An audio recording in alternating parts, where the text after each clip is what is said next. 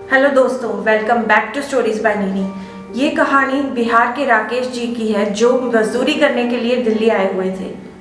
अब उनके पास इतने पैसे तो नहीं थे कि वो कोई अच्छा सा फ्लैट ले सके, लेकिन उन्होंने अपने लिए एक किराए का मकान ढूंढ लिया था। वो अपने साथ ज़्यादातर सामान साथ में लेकर आए थे, लेकिन उन्हें सोने के लिए एक खाट की ज़रूरत थी क्योंकि गर्मियों का महीना था, बहुत गर्मी पड़ती है, इसलिए उन्हें खाट पर सोना ज़्यादा बेटर लगा। अब एक अच्छी सी खाट तलाशने के लिए वो वहीं के एक फर्नीचर के दुकानदार के पास गए। उसने एक खाट दिखाई जो कि उसकी दुकान के बाहर ही रखी हुई थी। उसने बोला, देखो, अगर तुम्हारे पास पैसों की थोड़ी किल्लत है तो ये जो पुरानी खाट है वो मैं तुम्हें बहुत सस्ते में दे सकता हूँ। राकेश जी को वो खाट बहुत पसंद आई और उन्होंने सोचा कि वाह, ये तो बड़े सस्ते में मिल रही है, तो उन्होंने तुरंत वो खाट खरीद ली।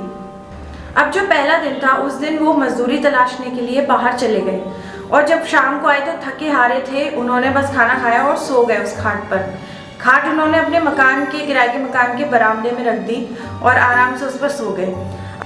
अब जब वो सो रहे थे तो उन्हें एक बेहद डरावना सपना आया। ऐसा लगा कि कोई उन्हें खाई में धक्का दे रहा है। साथ ही उन्हें लगा कि फिर एकदम से किसी ने उनके पैर पकड़ लिए और उन्हें हवा में उठाने लगा। इसके अलावा उन्हें एक औरत की चीखें सुनाई दी। साथ ही ऐसा भी लगा कि कोई उनका गला दबा रहा है।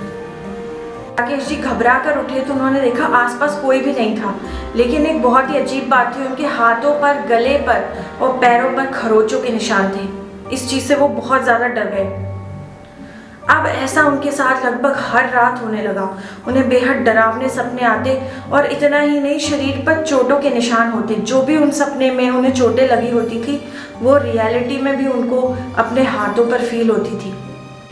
उन्होंने बहुत सोचा कि आखिरकार बात क्या है, क्यों मेरे साथ ऐसा होता है। तो उन्होंने एक रात को खाट की जगह पे ज़मीन पर सोना पसंद किया और उस दिन वो ज़मीन पर सो गए। उन्हें बहुत अच्छी नींद आई। वो समझ गए कि ज़रूर इस खाट में कोई प्रॉब्लम है। तुरंत अगले दिन वो एक खाट लेकर उस दुकानदार के पास गए और उसे सारी बात बताई। दुकानदार ने उनसे हाथ जोड़कर माफ़ी मांगी। उसने बताया कि कुछ समय पहले उसकी माताजी का देहांत हुआ था और ये उनकी पसंदीदा खाट थी। लगता है उनकी जो माताजी की आत्मा थी वो उस खाट से इतनी ज़्यादा अटैच हो गई थी कि वो उसे छोड़ना नहीं चाहती थी।